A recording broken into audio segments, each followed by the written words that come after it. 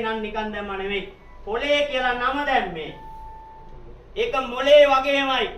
මේම පවුරු ගාලා මේම ලෙලි ගන්න හදනකොට පොල් මුඩු ඉස කෑ තියෙනවා. මුඩ ඔක්කොම අයින් කරාට පස්සේ තට්ටේ වගේ කට්ට තියෙනවා. කට්ට බලපුවාම ඇතුලේ මදේ වගේ මදේ තියෙනවා.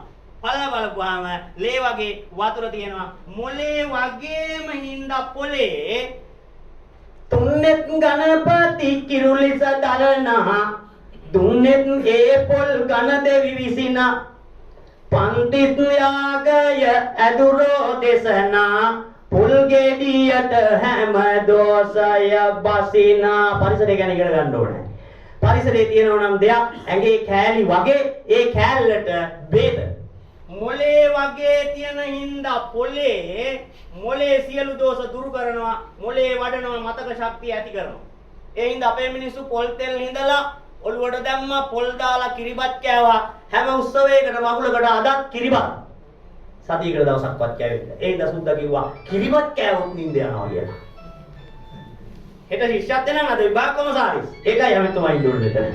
හෙට ශිෂ්‍යත් වෙනන් අද විභාග කොමසාරිස්. ටයි එක දාන්න ඇවිල්ලා ටීවී එකේ කියනවා ළමයින්ට කිරිබත් කවලා වෙන්න එපා කියලා. අදත් කරන්නේ සුද්දාගේ චක්‍රලේඛනේ මතක තියාගන්න. වෙනස නම් මේවා ඔක්කොම වෙනස් වෙන්න ඕනේ. එහෙම නෙමෙයිද මහජනතුමා? වෙනස නම් මේවා ඔක්කොම වෙනස් වෙන්න ඕනි. තාම සුද්දාගේ පදේ ගගා බොරුවට වෙනස විතරක් දොඩවලා හරියන්නේ නැහැ. අපි ඒ වෙනුවෙන් පෙනී සිටින්නේ. ඒක කරමු අපි. ඒකට තමයි රමුණාසල මෙතෙන්ට එකතු වෙන්න ඕනේ. හරි. ඊට පස්සේ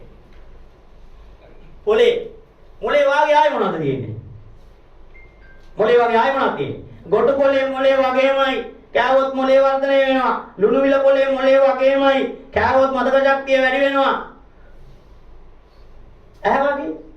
මුගුණ යන කොලේ ඇහැ වගේ. කෑවොත් ඇස් පේන්නේ නැති වෙන්නේ නැහැ. දිගටම බල හිටිය හැකි. කීකිරින්දිය කොලේ මොලේ ඇහැ වගේ. ඒ හින්දා ආච්චිලා ඒක වතුරට තෙලට දාලා ඔළුවට තෙල් දැම්මේ බල ඉන්න හැමදාම.